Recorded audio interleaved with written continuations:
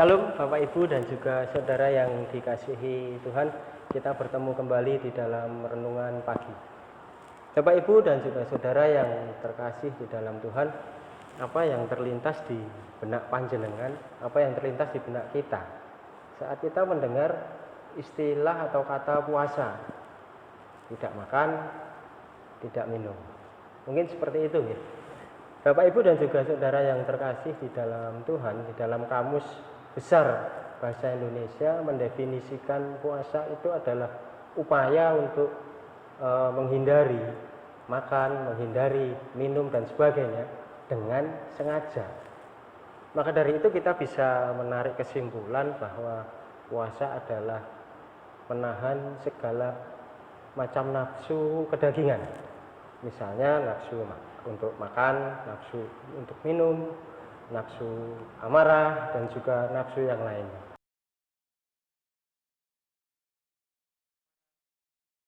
Bapak, Ibu, dan saudara yang terkasih, bacaan Injil hari ini diambilkan dari Lukas 5 ayat 33. Dan di situ menyatakan jebakan orang-orang Farisi bagi Tuhan Yesus.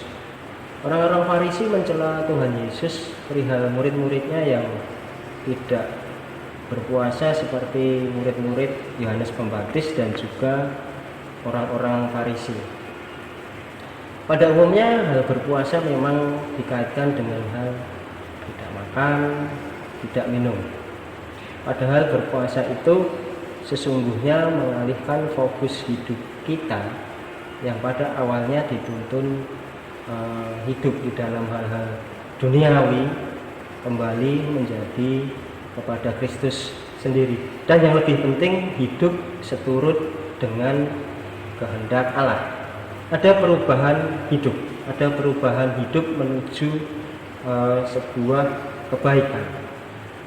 Sayangnya puasa juga sering dijadikan cara atau supaya terlihat saleh, kemudian mencari pujian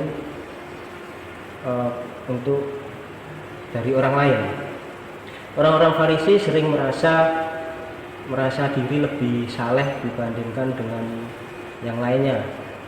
Orang-orang Farisi memang bisa dibilang orang-orang yang taat beribadah, taat dalam keagamaannya, termasuk dalam hal puasa. Kemudian mereka mencari pujian dari orang lain. Jadi ketika mereka berpuasa itu hanya karena kewajiban, tidak didasari dengan hati yang tulus, tidak didasari dengan rasa cinta kepada Tuhan Allah, namun hanya untuk mencari keuntungan pribadi. Dan ternyata pengertian orang-orang Farisi itu tidaklah mendalam. Bapak, Ibu, dan saudara yang terkasih, hidup ini bukan sekedar hanya untuk mencari kepuasan makan dan kepuasan minum serta hal-hal duniawi yang lain.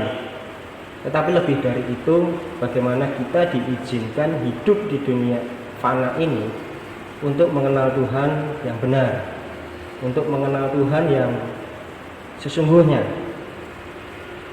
Ketika Adam dan Hawa di Taman Eden, mereka mengenal, bahkan bergaul akrab dengan Elohim, Tuhan yang benar.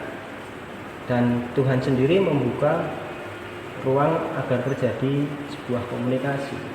Namun apa yang terjadi saat manusia memilih untuk menuruti hawa nafsunya, menuruti keinginannya, tidak mau mendengarkan perkataan Tuhan?